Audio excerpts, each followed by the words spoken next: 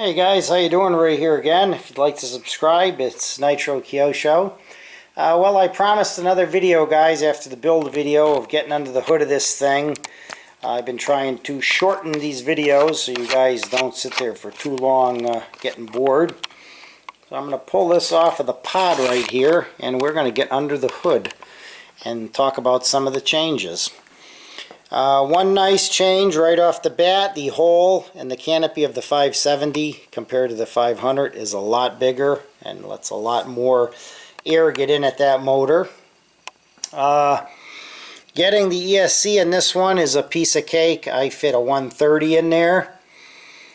They give you underneath the little holes on the metal Esc Tray to zip tie, to put sticky tape, to do Velcro, to do whatever you want, but a piece of cake fitting these in there. This one did come with the steel pinion, and I chose to use the Linux gear. I think it looks a lot beefier and stronger. The big metal insert in there, not that you might be able to see down in there. There's like 6 screws holding that big aluminum hub in there. This one did come with the new stronger Gates belt, they call it. One tip when you're putting this together, guys, they actually tell you to put this frame strengthener here in. I would leave it out because when you go to fit the transmission assembly down inside there, you actually end up having to loosen that to allow the big pulley there to get in through the frame there, because these screws aren't all in yet, but that one is according to when you're building it. So that's one tip right there. The other tip was this pinion on the secondary shaft didn't line up, the hole didn't line up, and I had to take a drill and just open up the pinion just a tad bit to get that to fit properly. But the additions of the 2mm thick frame, guys, and I love this. This is actually a frame strengthener integrated with holding the tail servo. I didn't like the way the 500 Goblin was designed. I like the fact that this one, these struts go into aluminum instead of into plastic. The other one, the bottom of the frame in the 500 held the servo and held everything, and if something broke, you had a big mess on your hands. But these, the nice aluminum, it's actually a brace that goes across that is what holds your tail servo. Okay, and you got one brace, obviously one, and you got a frame strengthener up here. And the transmission assembly, guys, is basically the same. It's the same as the 500. The whole head assembly, the swash plate, all of this is all compatible with the 500. I've got the quantum motor on here, the 4125 1100 kV, the BK DS 7001 HVs. We got a Thunder Power battery down in there. I got a 1900. This is set up for 6L, like I said in the other video. The other nice thing is this, the addition of this plate they put back there that allows you to put a satellite or like a Mikado V-bar sensor or a Scorpion backup guard or even a battery. You can do a lot of different stuff with that. Like I said, I have I'm running the 130 Castle in there, and that fit in there beautiful. Some of the other nice changes here, guys, is this setup back here. This is actually aluminum now, which is the 500 Goblin had just a carbon fiber. This looks a lot stronger.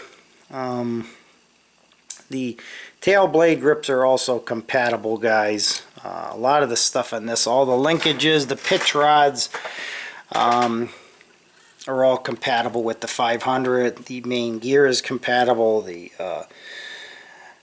pinion and the different size pinions for the motor there.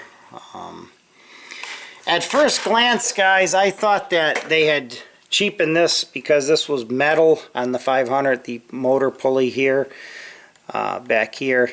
And it's actually black, but it's actually metal. So don't think that that's plastic, because when I saw it on my buddy Phil's, I'm like, oh, they cheapened that. And like, no, they didn't.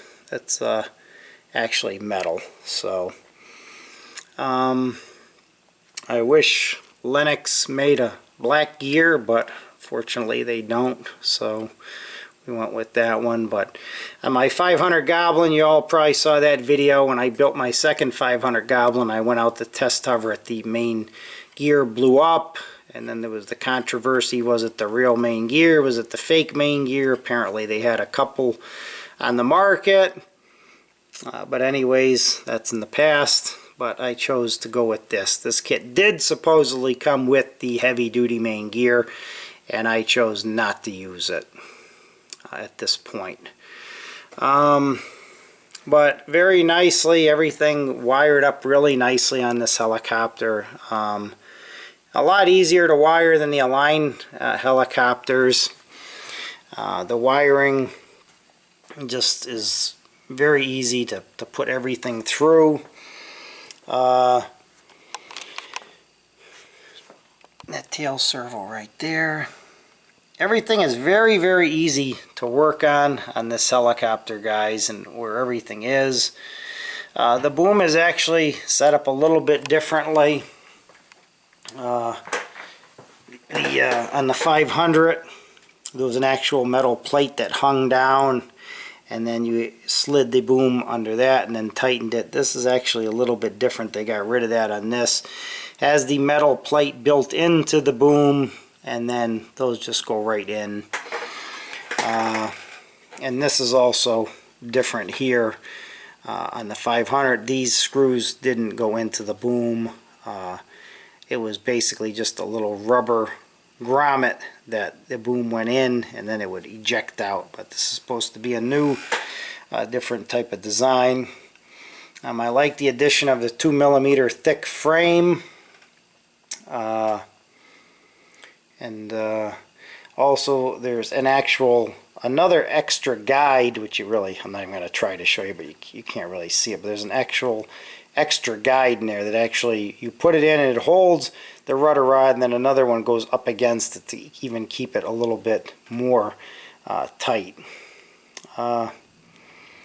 But anyways, I just wanted to give you a little bit of a look under the hood of this thing. And I also got a Beast X back there I'm going to be running. But I just wanted to show you the some changes that they had made. Actually, let me try and not get you guys all dizzy here, but let me try to lay this thing down and give you an underneath shot here. There's plenty of room under here for a backup guard or a satellite or anything you want to put under there. That's the Esc Tray there. Oops, we don't want this thing falling off the table. We don't want to crash here, guys. But that's the gonna draw some of the heat off of that speed control. And you know, just a lot of cool things they did. The aluminum strut back here. And there's the actual nylon nuts in the back there, guys. But all in all, I'm very happy with it. I think they made some nice changes, and I think I like the direction that they're moving, this company. And there you go, guys. That's the Saab Goblin 570 under the hood, and some of the changes and cool things that they've done with it.